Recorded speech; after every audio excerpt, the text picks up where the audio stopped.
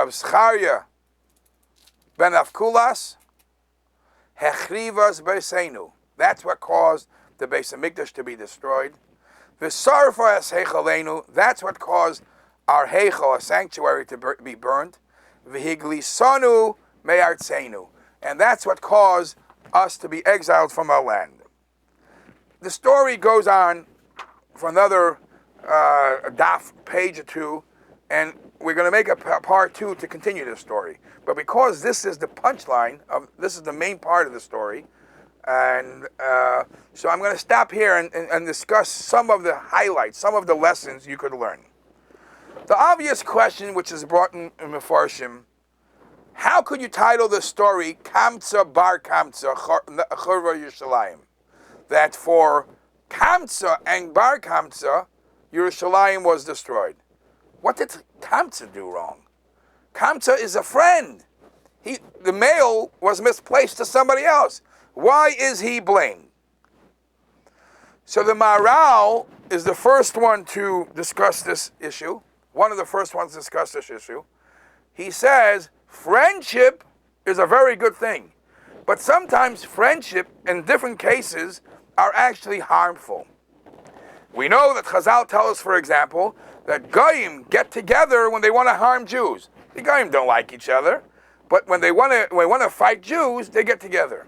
That sort of friendship that there was taking place that time, and this is the type of friendship that Kamza had with this individual who made the party, was a sort of friendship to seclude himself from everybody else. So it was a friendship which is actually a form of sinner, or fight everyone else.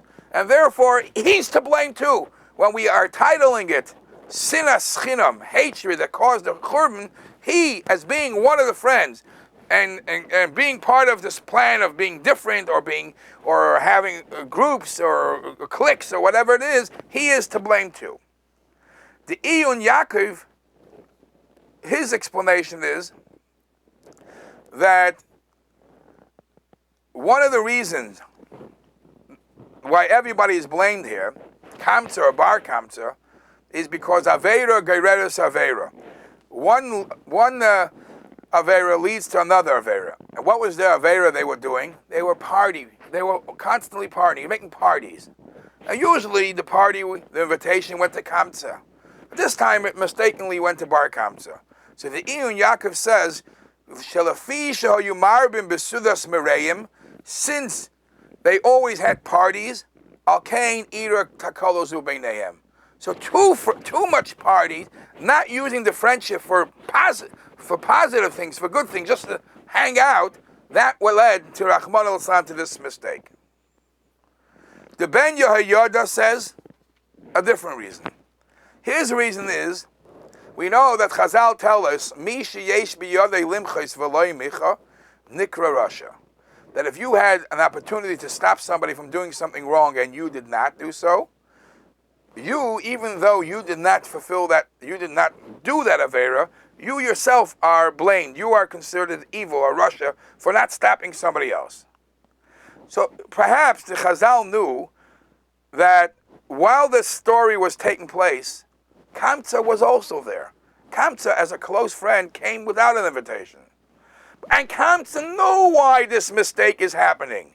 He knew that this person must have gotten an invitation by mistake. And he's sitting there and smiling. That's the reason he gets blamed. However, the Yalkut Agerishoni says the contrary. It's not that he was there and he was quiet. That's why he was blamed. The fact he was not there. Kamza was not there. So why is he being blamed? He's just a mistake. So the answer is, that's friendship. That is friendship. If you know your best friend, one of your friends has a celebration, making a chasna, making a mitzvah, you need to wait for an invitation to come? Even if you don't get an invitation, you show up. And if you would have shown up, you would have realized what was going on. You would have stopped it. The fact that you did not show up without an invitation, that's the lack of friendship. And that's the sinas chinam that we are referring to. The Ben Yehoyada adds one more lesson. His lesson is, when Chazal say, a kamtza ubar kamtza, charav Yerushalayim, even though, as we say, Kamza really didn't do anything, the headline is to teach us how accurate, how detailed we have to be in what we do. Look what happened. Churban Yerushalayim, Sreifas HaBeis HaMikdash, Sreifas HaHeichel, all came about because not being careful, or some say being too hastened of the messenger, ran out right away. The messenger must have known what something is wrong, but he heard Bar Kamza, he thought he was Bar Kamza, he went running. Not being patient. Look how a misuse of a word from Kamza to Bar Kamza caused this whole uproar of Churban Bayis. We as Yiddishkeit, we and Yidden, as Yiddishkeit, we have to be careful in every diktukal, every comment, every small item that the Torah tells us and the Chachamim tell us. As I mentioned before, there are other lessons that are learned from the story. For example, the type of mum that the Bar Kamza put in the carbon. So it's either he put a blemish in the lips, or he put a blemish in the eye. Some Sifrei Drush say that this is actually a lesson in the Sinas Chinam. What are the two damages? The mouth or the eye? The mouth is a lesson, be careful what you say. Be careful what you say. Control your mouth. The eye, if you see things, first of all, obviously, don't try not to be in places to see things that are not kosher for you to see. If you do see things that are not relevant to you, stay out. Chazal tell us that by goyim, those are not considered mumim.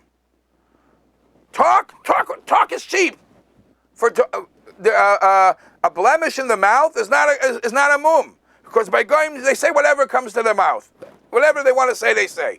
A yid, a mum in the mouth and the lips is puzzles the carbon.